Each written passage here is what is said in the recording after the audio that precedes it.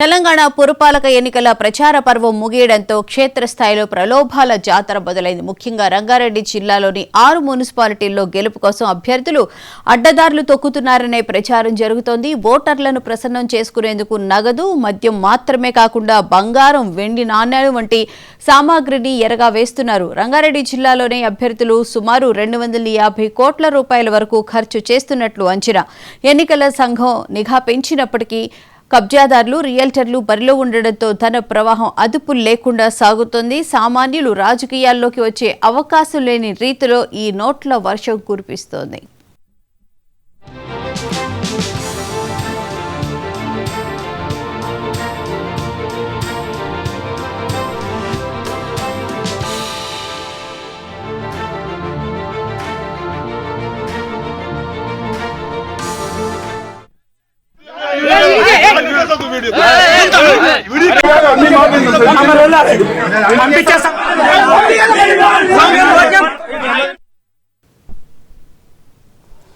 రంగారెడ్డి జిల్లా పురపోరులో నోట్ల వరద పారుతోంది. జిల్లాలోని 6 పురపాలికల్లో అభ్యర్థులు చేస్తున్న ఖర్చు అక్షరాల 250 కోట్ల రూపాయల పైనే అని అంచనా. ముఖ్యంగా శంకర్పల్లి, చేవెళ్ల, మొయినాబాద్ ప్రాంతాల్లో అభ్యర్థులు పోటాపోటీగా నగదు పంపిణీ చేస్తున్నారు. పగలు ప్రచారం ముగిసిన రాత్రి వేళల్లో రహస్య ఆపరేషన్లు సాగుతున్నాయి. గెలుపు కోసం అభ్యర్థులు తమ శక్తికి మించి అప్పులు చేసి మరీ ఖర్చు పెడుతున్నారు.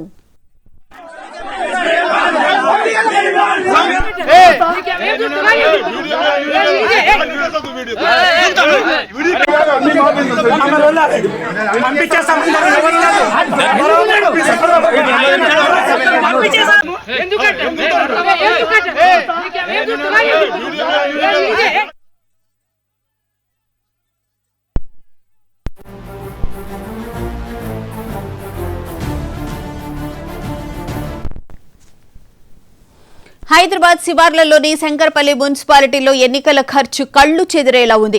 ఇక్కడ ఒక్కో వార్డులో అభ్యర్థులు 6 కోట్ల నుంచి 8 కోట్ల రూపాయల వరకు వెదజల్లుతున్నారు. ఓటుకు 25,000 నుంచి 40,000 వరకు పంపిణీ చేస్తున్నట్లు తెలుస్తోంది.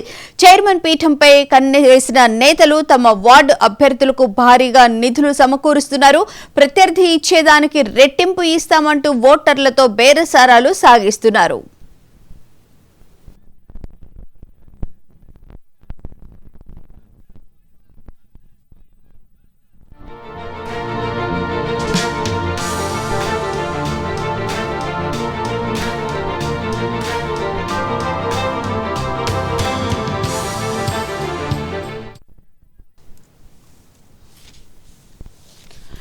ఎన్నికల ప్రచార పర్వం ముగియడంతో ఓటర్లను ప్రలోభ పెట్టడానికి నేతలు తమ ప్రయత్నాలు చేస్తున్నారు. ఇక ఇదే అంశానికి సంబంధించిన పూర్తి వివరాలను మా Telangana bureau chief Sudhakar live లో అందిస్తారు. సుధాకర్, చెప్పండి. మొత్తానికి అయితే ప్రలోభాల పర్వం అయితే కొనసాగుతోంది.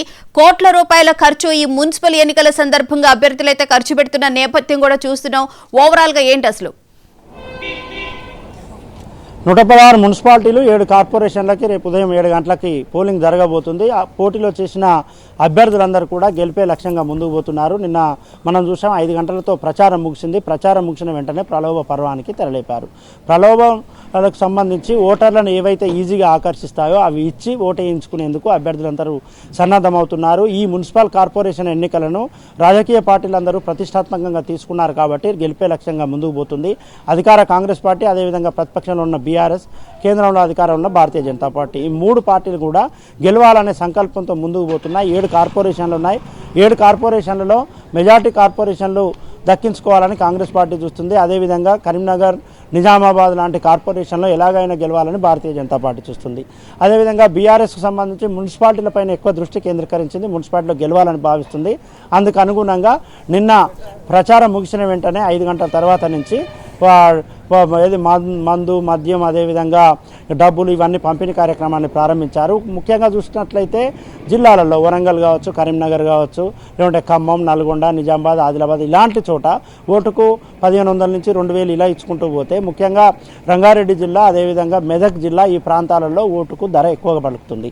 దానికి కారణం హైదరాబాద్ శివార్లలో ఈ మున్సిపాలిటీలు ఉన్నాయి కాబట్టి ఇక్కడ గెలిస్తే కొంత రియల్ ఎస్టేటో లేకుంటే ఇతరత్ర వ్యవహారాలు కలిసి వచ్చే అవకాశం ఉంటుంది కాబట్టి అక్కడ ఓటుకు 1,000 రూపాయలు ఇస్తున్నట్టుగా ఇచ్చినట్టుగా కూడా ప్రచారం జరుగుతుంది. అదేవిధంగా ఒక అభ్యర్థి అయితే ఏకంగా అరతులం బంగారం ఇస్తామంటూ కూడా ఆఫర్ ఇచ్చినట్టుగా తెలుస్తుంది. మరొక అభ్యర్థి అయితే ఒకవేళ నన్ను గెలిపిస్తే చైర్మన్ అయినట్లయితే నా ఫంక్షన్ హాల్కు సంబంధించి 50% కోత అంటే 50% తగ్గించి ఫంక్షన్ హాల్ కూడా కిరాయికి ఇస్తానంటూ ఆయన కూడా ఎరవేస్తున్నట్టుగా తెలుస్తుంది. ఎలాగైనా కూడా గెలిచి బరిలో నిలిచి చైర్మన్ లేదంటే వైస్ చైర్మన్ దక్కించుకోవాలనే సంకల్పంతో ముందుకు పోతున్నారు. అందుకు అనుగుణంగా అభ్యర్థులు పోటీపడి డబ్బులు పంచుతున్నారు, లేకుంటే మద్యం పంచుతున్నారు.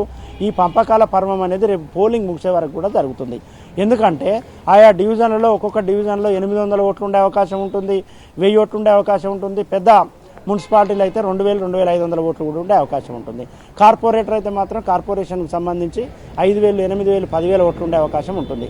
కాబట్టి ప్రతి ఓటు కూడా ఇంపార్టెంటే, కాబట్టి ప్రతి ఓటు కూడా చాలా కీలకమైంది. కాబట్టి రేపు ఓటర్ స్లిప్ చూస్తుంటారు. అదేవిధంగా చూసి ఎవరెవరు ఓటుకు రాలేదు, ఎందుకు రాలేదు తెలుసుకొని పోయి అవసరం అనుకుంటే ఆయనకి ఎంతో కొంత ఇచ్చి తీసుకొచ్చి ఓటు వేయించుకునే పరిస్థితి ఉంటుంది. కాబట్టి ఈ రకంగా చూసినట్లయితే గెలుపు లక్ష్యంగా ముందుకు పోతున్నారు. కాబట్టి ప్రతి ఒక్క ఓటర్ని ఆకర్షించాలి. ఓటర్కి ఏది ఇష్టం, ఏది తీసుకుంటే ఓటరు పోలింగ్ కేంద్రానికి వచ్చి తమకు ఓటేస్తాడు, ఇవన్నీ ఆలోచించి డబ్బులు పంచుదామా, లేకుంటే ఇతరత్ర వ్యవహారాలు ఏం వస్తే బాగుంటుంది, చీరలు ఇద్దామా, లేకుంటే బంగారం ఇంతకుముందు అనుకున్నట్టు ఒక అభ్యర్థి అరతులం బంగారాన్ని ఎరవేస్తున్నాడు, లేకుంటే వెండి వస్తువులు పంచుదామా, ఏది పంచినా కూడా తమకు ఓటు రావాలి, ఓటు అనేది కీలకం అని భావించి రాజకీయ పార్టీలు దూసుకుపోతున్నాయి, ముందుకు పోతున్నాయి, పంపకాలలో పోటీ పడుతున్నాయి. ప్రచారంలో ఏ రకంగానైతే పోటీపడి మాటల తూటాలు వేల్చుకున్నారో, ఒకరిపైన ఒకరు తీవ్రమైన ఆరోపణలు విమర్శలు చేసుకున్నారో అంతకు మించి కూడా పంపకాల్లో ముందుకు పోతున్నారు. ఒక అభ్యర్థి ఒక పార్టీకి సంబంధించిన అభ్యర్థి ఓటుకు 1000 ఇచ్చిందంటే మరో పార్టీకి సంబంధించిన అభ్యర్థి ఓటుకు 1500 ఇచ్చుకుంటూ పోతున్నాడు. ఓటుకు 1500 తమ ప్రత్యర్థి ఇచ్చిండని తెలియగానే ఇంకో అభ్యర్థి మరో 1000 ఇచ్చుకుంటూ పోతున్నాడు. అంటే ఆ అభ్యర్థికి 2000 అవుతున్నాయి.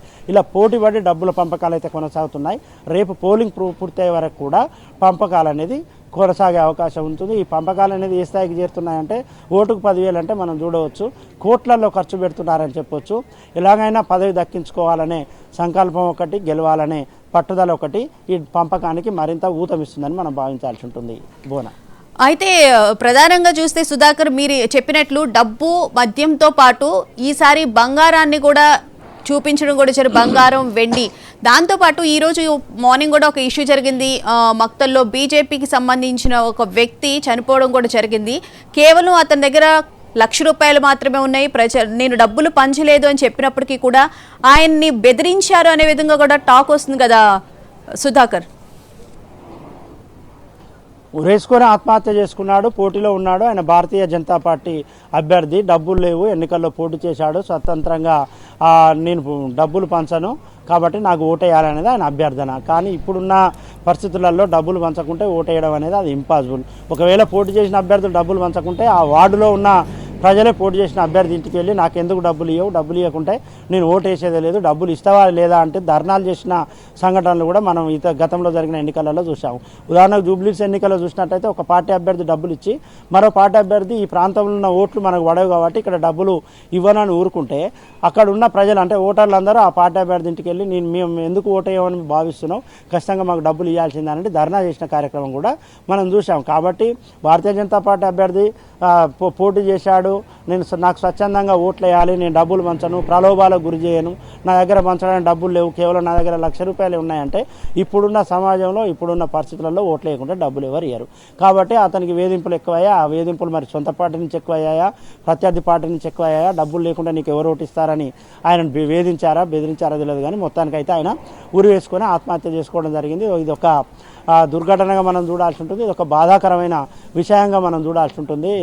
కాబట్టి దీనిపైన రాజకీయ విశ్లేషకులు ఎలా స్పందిస్తారు, అదేవిధంగా రాజకీయ వర్గాల్లో చర్చ ఎలా జరుగుతుందనే తర్వాత కానీ ఇలాంటి వారు పోటీ చేయకుంటే ఉంటే మంచిది, పోటీ చేయకుండా ఉండి ప్రాణాలను నిలబెట్టుకుంటే మంచిది. పోటీ చేసి ప్రాణాలు ఓడగొట్టుకోవడం, ఎన్నికలకు వచ్చి పోటీ చేసి తర్వాత ఓడిపోయినాక బాధపడడం, ఇవన్నీ ఇప్పుడున్న పరిస్థితుల్లో జరగలేదు. Right, thank you Sudhakar.